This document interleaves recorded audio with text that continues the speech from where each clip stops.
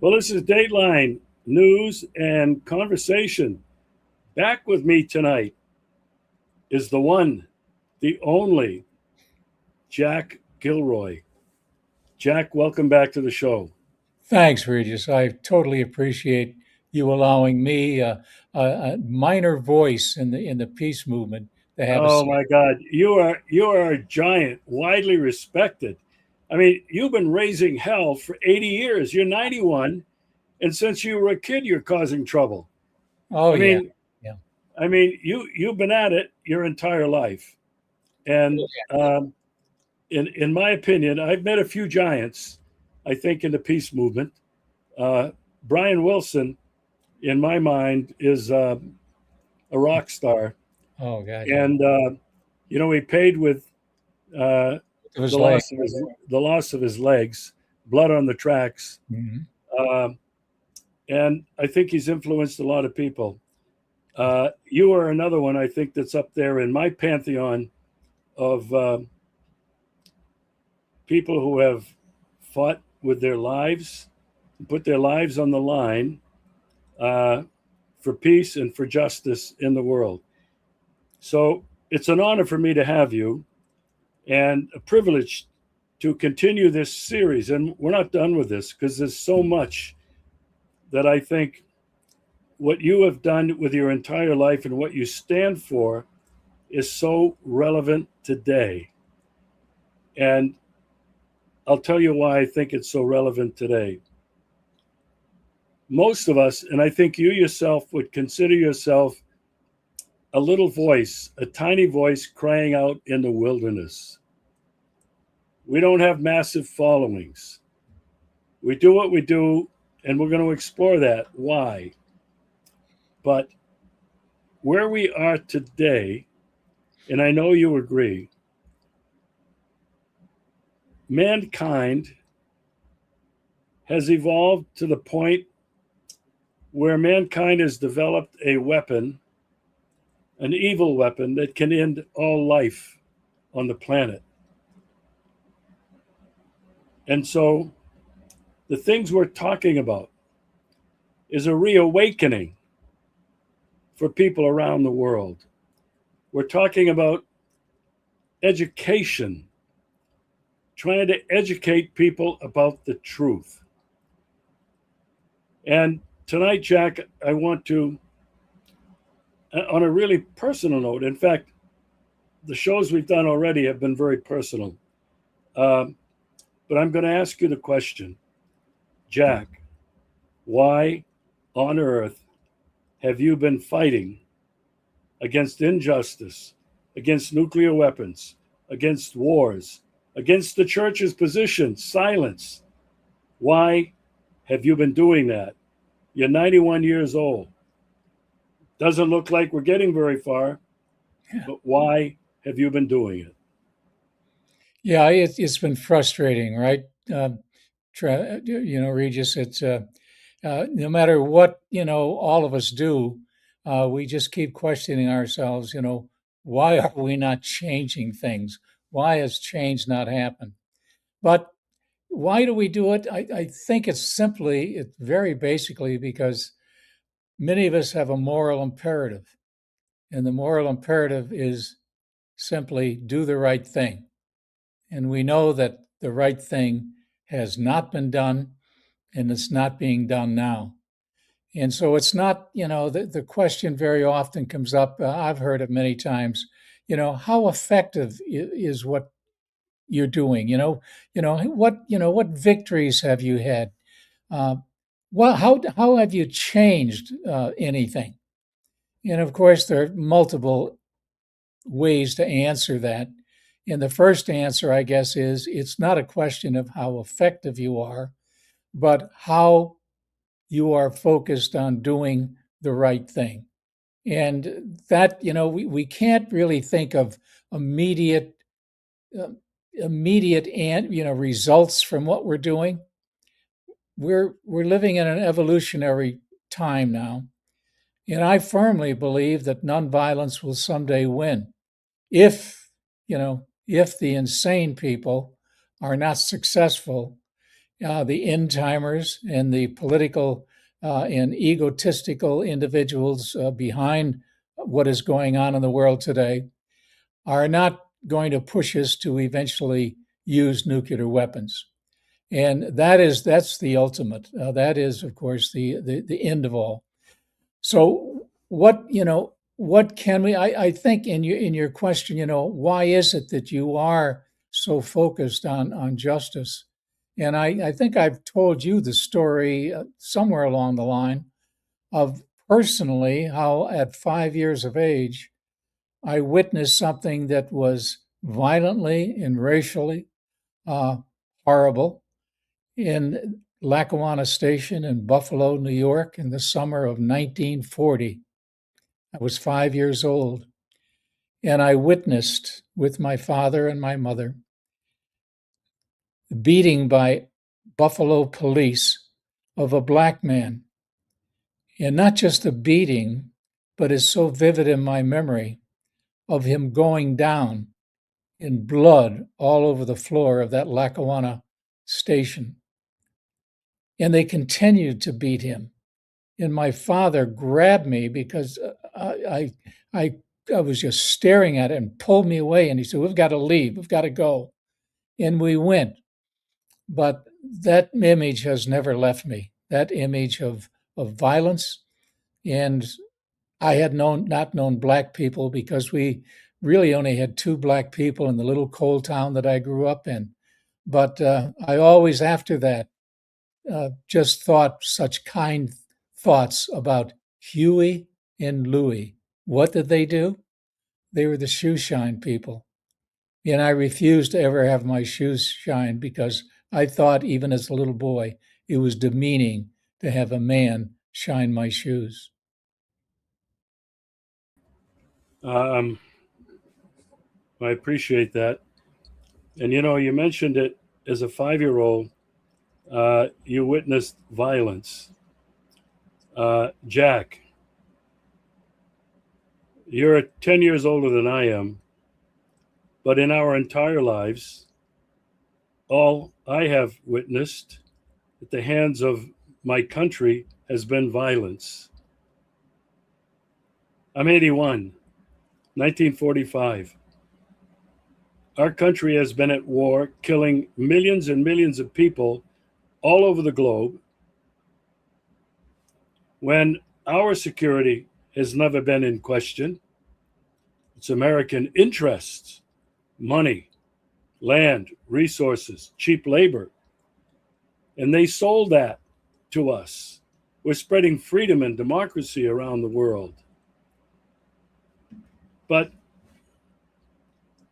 Jack, today, I don't think the world has witnessed violence on such a scale as we're witnessing today. One example, the Israeli genocidal entity, genocide in Gaza, in Palestine. Jack, I can't believe that Americans are not seeing some of the devastation in Israel and Gaza. I cannot understand how the world has remained silent. And now we're seeing the same violence at the hands of the Zionist genocidal regime, Israel, against Lebanon, against the Israelis trying to disrupt the United States, trying to get some kind of an agreement to stop the violence against Iran, to open up the oil from the Middle East. Jack, it makes me angry that it seems to me that Americans and people around the world are more concerned about getting their oil, keeping their economies going, and their lives somewhat normal, and ignoring the violence that we're seeing at the hands of the United States, completely behind Israeli violence in the Middle East. And then when we talk about more violence, Jack, in my part of the world, People are dying. Russians, Ukrainians. We're seeing stories, and we get very little reports, but of the massacre of children, just like the United States massacred on the first day, February 28th, in Minab, Iran, 171 schoolgirls and their teachers. The same kind of thing happened, far fewer people, 21 in the Donbass, killed by Ukrainian drones. No outrage. So this question, Jack, that I'm placing to you is, how is it that humanity, and let's just focus on the United States, how is it that people can remain silent, can remain oblivious to the violence at the hands of the government of the United States in America? Do you have an answer for that, Jack? How can people be so oblivious to the violence that shook you as a 5-year-old? Well, I can have a view. I don't know if I have an answer, but I can have a view. This view, for example, was illustrated just a few days ago. June 14th is Flag Day, and young people from Binghamton University asked me if I would speak at their rally on Flag Day on Sunday. I advised them that it's not a good day because media coverage is not good on a Saturday or Sunday. Why not do it on a Monday? They said no, they want to do it on the authentic Flag Day, and so would I speak? So I did. I showed up. They even held it at 2:00 for my benefit at the foot of Congressman Josh Riley. He's our congressman from our region, who many people believed was going to speak out against the situation in Gaza and the Ukraine. But instead, Josh Riley has been a major promoter of more weapons to Ukraine, more weapons to Israel. He's a Democrat, and they thought that perhaps maybe he would change from his Republican predecessor. So we stood outside of his office on a Sunday afternoon. Obviously, nobody in the office, no TV cameras around. I wish there were. What I did when I was the first one to speak, I held up a flag of the United States.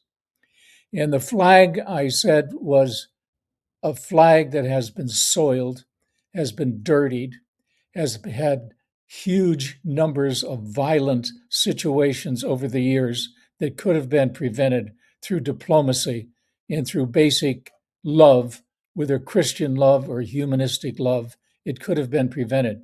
And I invited people to come up, and I laid the flag on the ground in front of Congressman Riley, Josh Riley's office, who, by the way, just last fall came back from a junket to Israel, where AIPAC, the American Israel Political Action Committee, paid his way.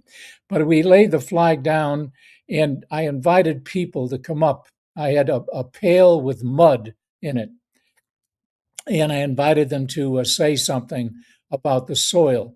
I don't have to go into the long litany, but you pretty well know, and listeners know if they think about it, what they have been taught in school is the glorification of American life, the greatest country. The military keeps us safe and secure. All those lies, are just embedded in the American psyche, the American mind, from the time they're little kids. So the people threw the first mud that was thrown was for the violence, the genocide against Native Americans. And then mud was thrown on slavery, the enslavement of millions of Black people. And then it was thrown for various wars, for situations against the Native Americans, ending at Wounded Knee in 1890 with the slaughter of them and sending them to reservations.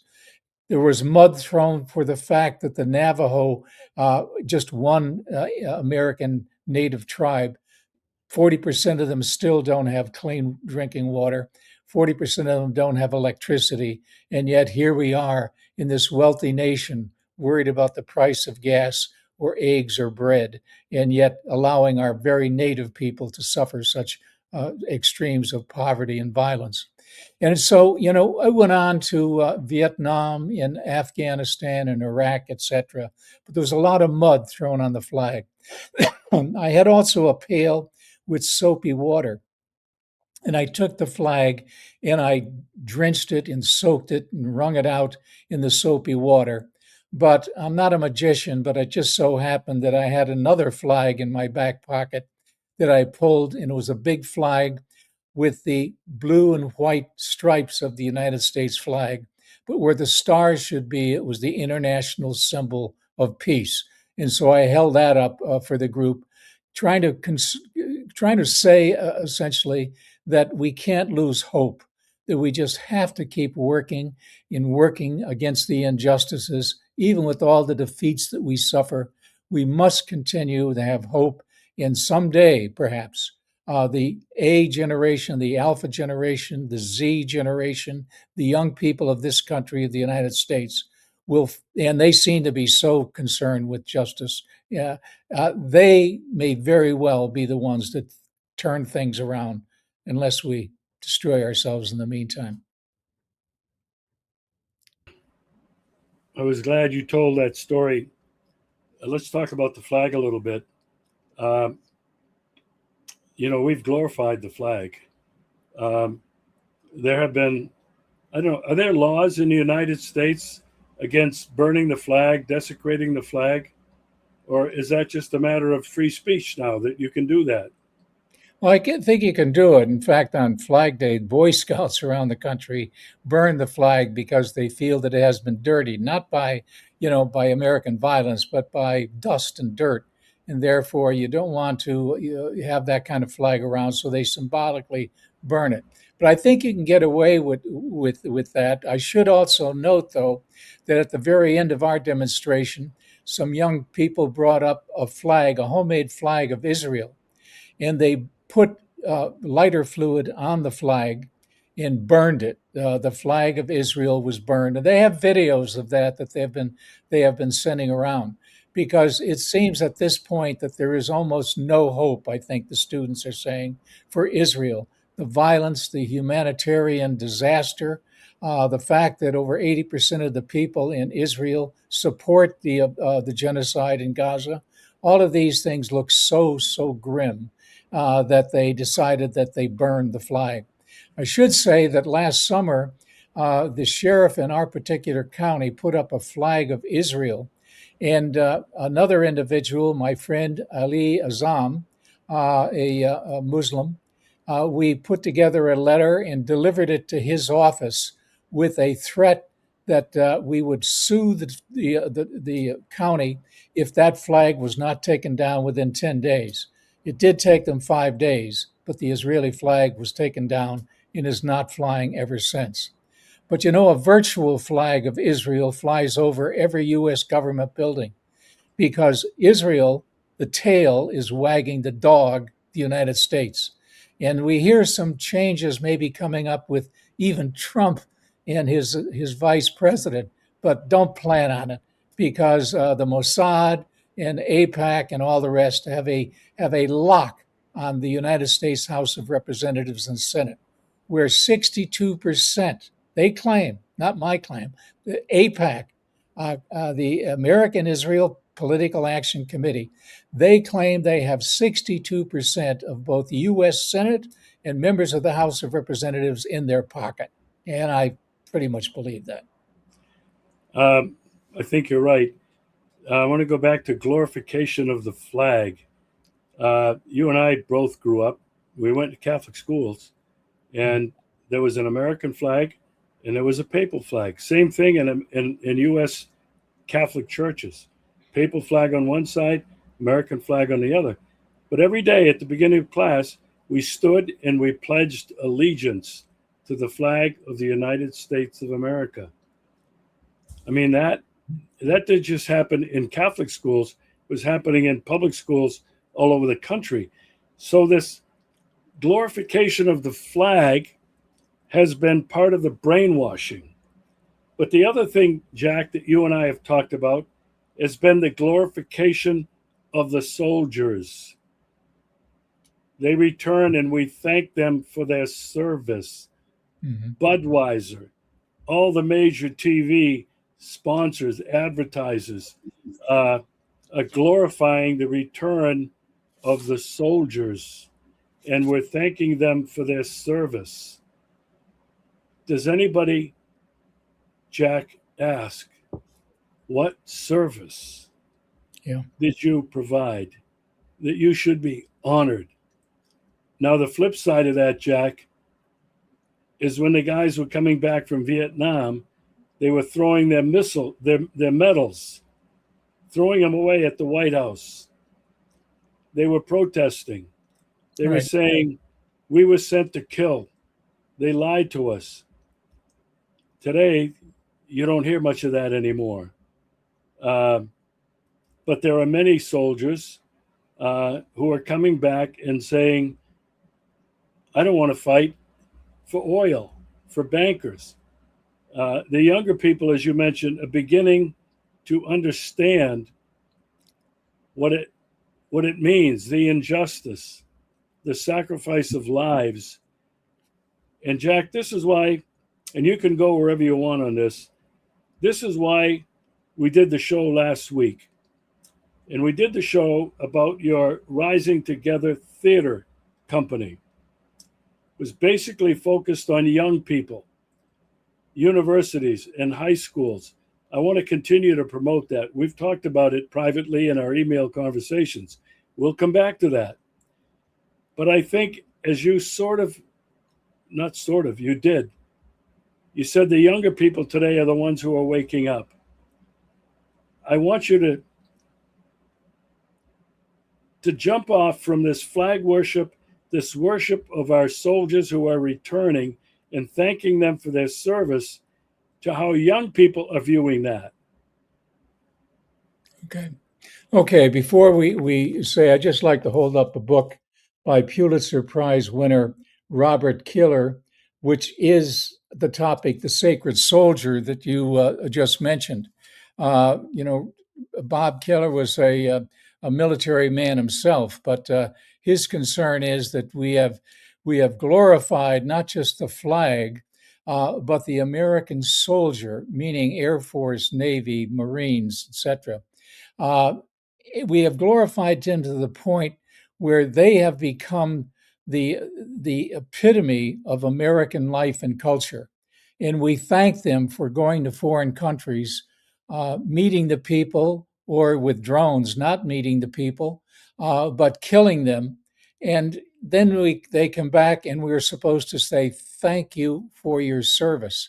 The horror of it all is something that is implanted in the American mind, that you hear at the cash registers of play when they individuals will have military caps on, or say something about getting a military discount, and it's always thank you for your service, not being aware of the fact that their service may very well have been the destruction of those 172 little children in Iran, little girls, or, the millions of people who have been killed around the world by the United States military forces over decades and decades. So, yes, I think we can't drop that point itself. But what are young people thinking? They're not necessarily thinking as people of your age or my age, or younger generations.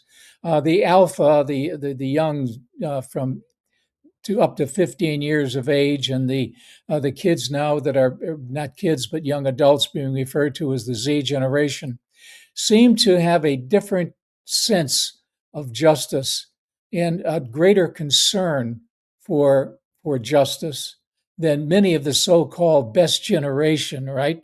That was said of the World War II era. And that concern is seen very often in their attitude about war. They no longer seem to see any great interest in destroying people, but especially in their concerns about the environment. It's the young people who have been so forward in saying that we just cannot continue to dirty our own nation and our world. We've got to make some changes. Their gender acceptance. When you and I were growing up, a person who was gay was considered to be the worst of the worst. and you either didn't talk about them, or if we did talk about them, it was in a disparaging tone. That's not the case with young people, with the Z generation. They just don't understand why that attitude is of that particular ilk of so many of the people of other generations. So I think basically we do have great hope, Regis, with young people. And again, if we can only get our act together, and that's why we're still hopeful and in working with the older generations to see if we can turn them around politically, socially, economically. You know, there's so much to talk about, but I want to get back to the glorification of war and the troops, and I have been out of the United States for 6 years now, but I do recall, and I was a big sports fan. I love sports. I love baseball. I love football. And the thing that I found so disgusting was the flyovers of these jets, these bombers that do the killing. and they pan back to the players, and the players are just looking like, oh wow, this is incredible. And when they look at some of the football players, they're feeling all this machoism that they see these planes come roaring over, and the crowd is screaming. They're going crazy about this, and I always found that so disgusting. But when you look at it, and you look at everything we've been talking about, Jack, it's part of the programming. The part of the programming that has been ubiquitous everywhere in American society. And so it brings me to the question, how is it that so many Americans worshiping the flag, worshiping the troops, going crazy when they see these war machines flying over that kill people, how they can't make the connection to what we've been talking about in Gaza, in Palestine, in Iran, in Ukraine, in Russia, wherever, that Americans have been killing people from Vietnam to Afghanistan. I just can't understand how the American population cannot see that. So I want to explore that a little bit with you now. How is it, Jack, that the American public, friends of yours, friends of mine, family, cannot see it? Or if they see it, do they just pretend they don't see it, turn a blind eye to it? How do you see that? And I call it a phenomenon. How do you see that phenomenon of blindness or silence? Well, I think of Mark Twain, who many would say is the premier American writer and observer of American life, sometimes with a very powerful sense of humor. But there was no humor in what Mark Twain was saying back in 1898 when he was the vice president of the Anti-Imperialist Society in the United States. And he wrote about what we were doing at that time in the Philippines. We, of course, after Wounded Knee in 1890, had total control over Native Americans. And now we wanted to reach out in the beginning of our major imperialist move that we still live in today. Mark Twain, who had traveled the world, had really had become a person who understood people other than Americans, whereas most Americans at that time, and even today, have little knowledge of people in foreign lands. Mark Twain was so upset with what we were doing in the Philippines. McKinley, who was president at the time, said that we had to Christianize our little brown brothers, the Filipinos. Of course, his sense of history was about as equal to Trump's sense of history because the Philippines already had Jesuits and others, Methodists, to convert Filipinos to Christianity. So there wasn't that question by 1898 was not it. It was the imperialist line of establishing coal stations for our steamships and to establish our power in the Pacific to continue our trade with Asian countries. And to do that, of course, you need the military behind the military-industrial complex.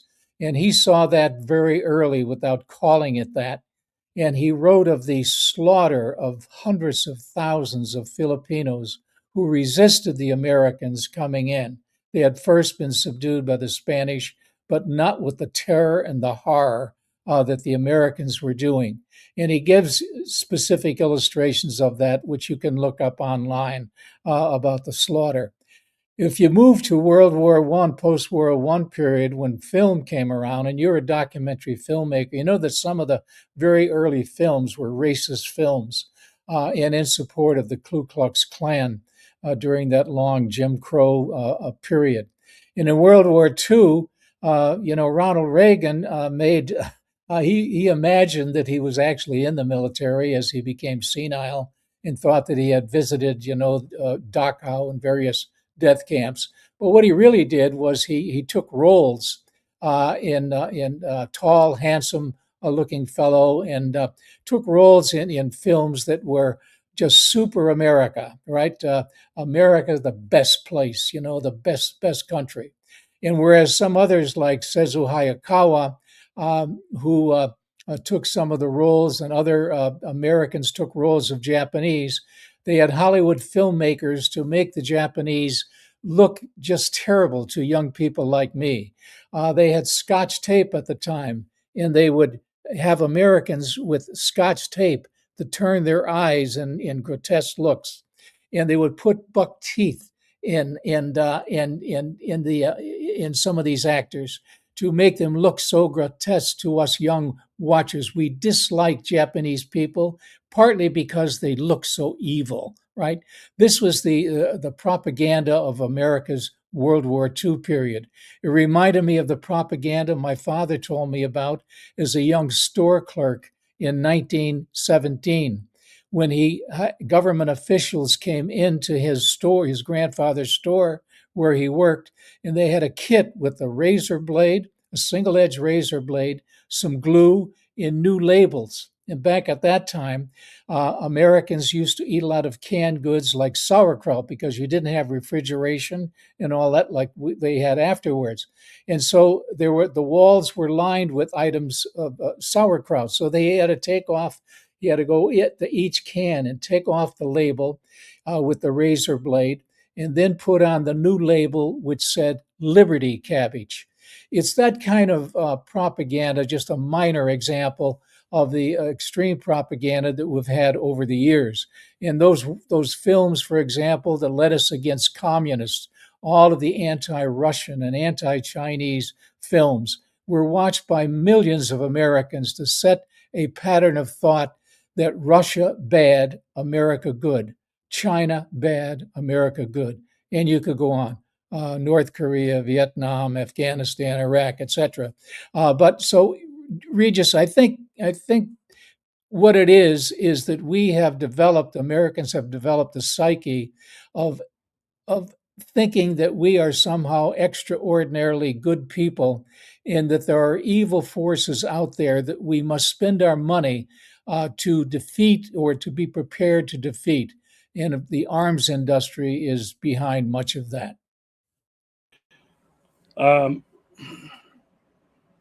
talk about the arms industry, the military-industrial complex.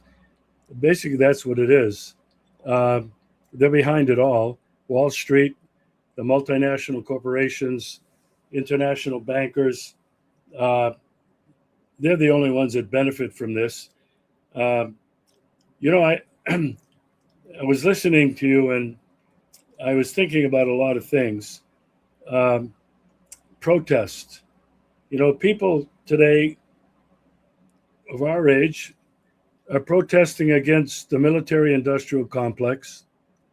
They're protesting against, in their own communities, companies that are producing weapons of mass destruction, weapons of all kinds that are being used to kill people around the world, whether it's airplanes, whether it's ships, whether it's drones.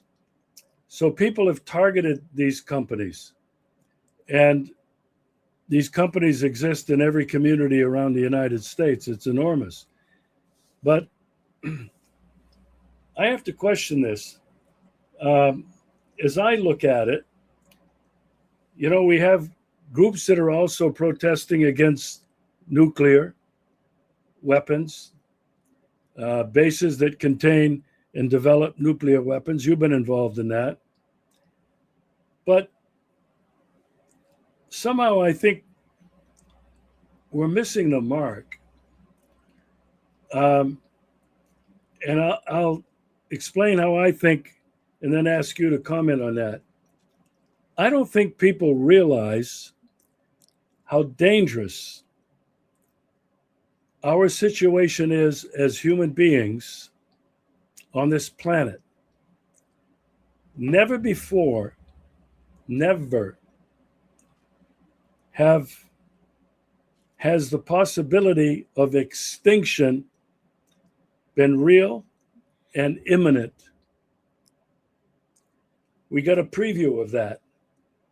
1945, Hiroshima and Nagasaki, the terrible weapon, which has been improved over and over again over the last 80 years, to the extent that now one of these missiles can wipe out most or all of humanity, and certainly in a few years with a nuclear winter.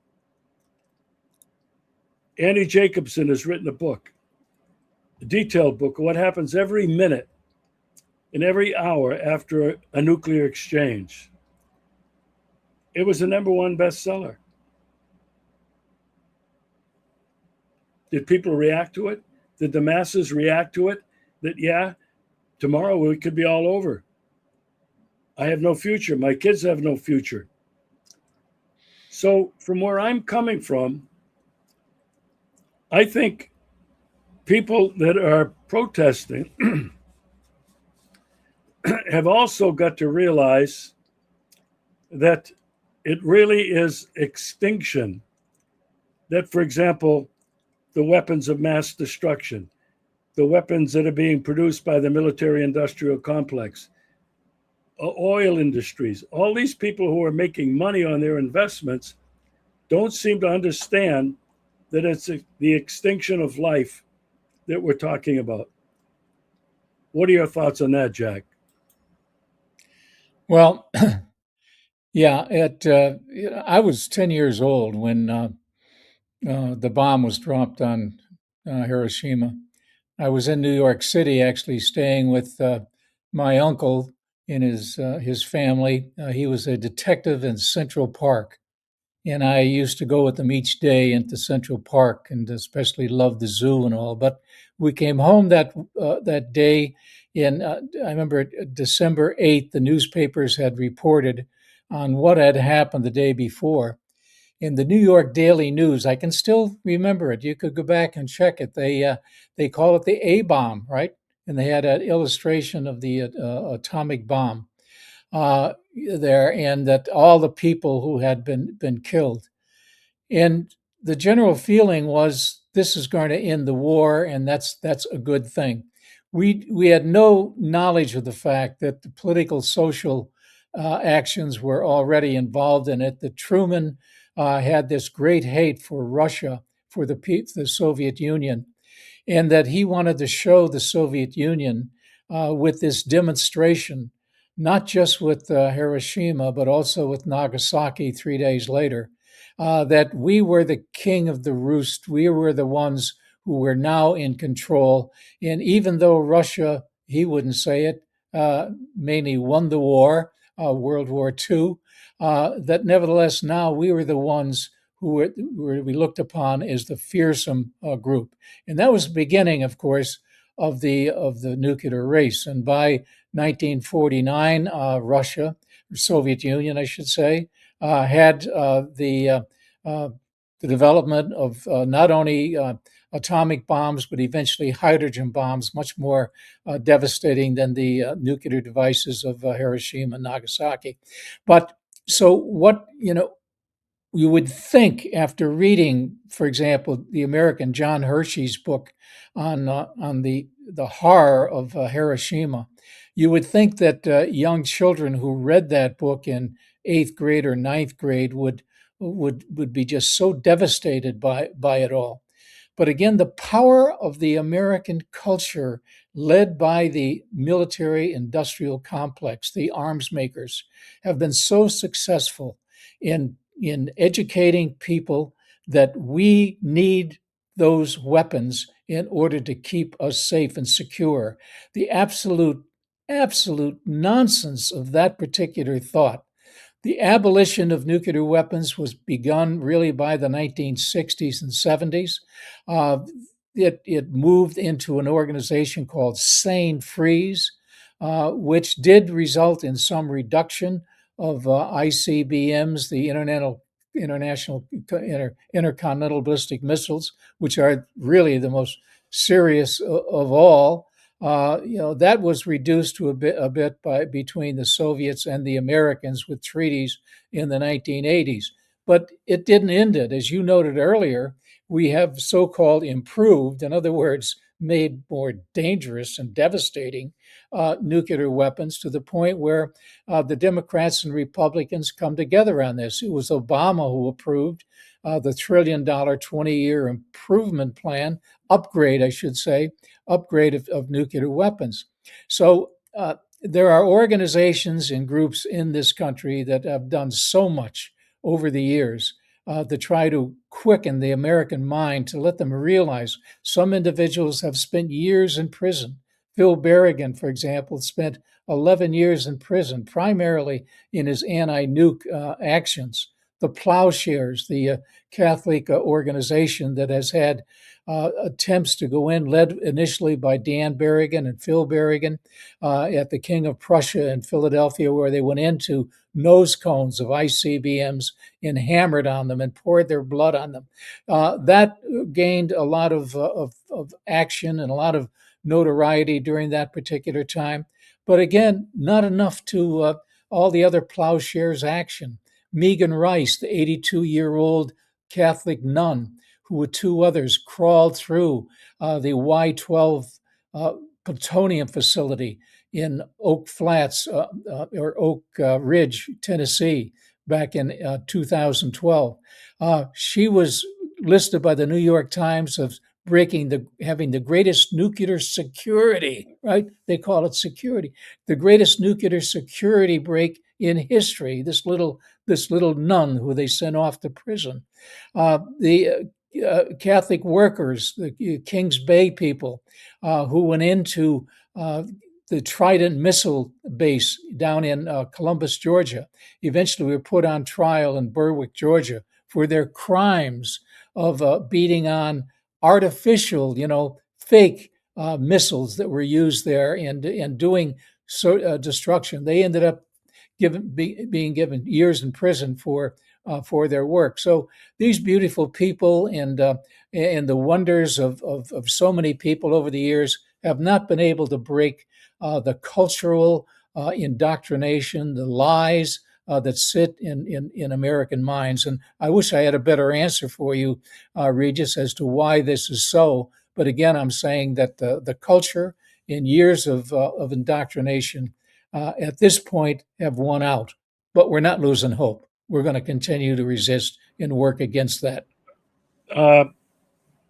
So where I want to go with this before we're done is actually what you've dedicated your life to. A great part of this part of your life is to educating young people. And I think that is the most important thing, that people who have been fighting for peace and justice against nuclear, against weapons of mass destruction, against the military industrial complex, I think they have to come together and begin to realize it's the young generations that have to be educated they have not been yet uh, propagandized. They have not been yet totally indoctrinated like their parents. They're beginning to see that this stuff is not for them, as you mentioned a few minutes ago. So I think what you're doing, going to demonstrations at a university like Binghamton, and putting on that demonstration of the flag is an educational project. It very dramatically demonstrates what this flag has represented. It's a historical lesson. Your Rising Theater Group, where you've developed plays and you're wanting universities and schools to use this model to develop their own. I think, Jack, if we have a future, and if I were able to direct these masses of really divided, operating in smokestacks, peace groups, if we could get kids around the world to recognize they don't have much of a future and to help educate them and motivate them to take action, I think that's the future. We're going to continue discussing this, Jack.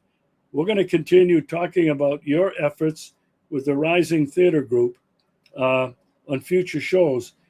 But let's just end with this thought. I think as a bunch of old people like us, we've dedicated our lives to fighting against the machine, fighting against the government. It's not happening. And so when you say we're not going to give up hope, and there is hope, I'm with you. But I think the hope is not in what we've been doing for the last 80 years.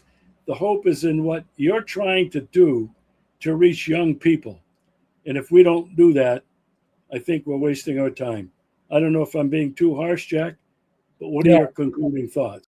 My concluding thoughts are that Americans have to start pressing their school boards to institute peace studies in every school, not just in the high school, but in the elementary, middle school, and high school. That diplomacy has to be taught, not the idea of the glorification of soldiers who parade in the classrooms or are seen, of course, in the streets often with their guns and parades, but rather with this idea that we don't need guns, we need diplomacy, we need people learning how to get along with each other. We have a program which we started here with Veterans for Peace and Peace Action called the Children's Peace Fair. And we don't want to be the only children's peace fair. There are children's fairs around the world. But if you go into Google or any search engine, you will see that unfortunately, we have the only children's peace fair. We want to share that, and we now are making a new video to try to get around worldwide. They have schools around the world have at least one day as a start where kids focus on the concept of peace. And so that's just another possibility that we have. I urge everyone to please take a look at our website, childrenspeacefair.org. Well, I wish I had that ready ahead of time. Childrenspeacefair.org. Is that all one word? Children's. Right. It is. I can bring it up again, and I'll send you our new video, which our sound guy, Bob Graves, is putting together as we speak.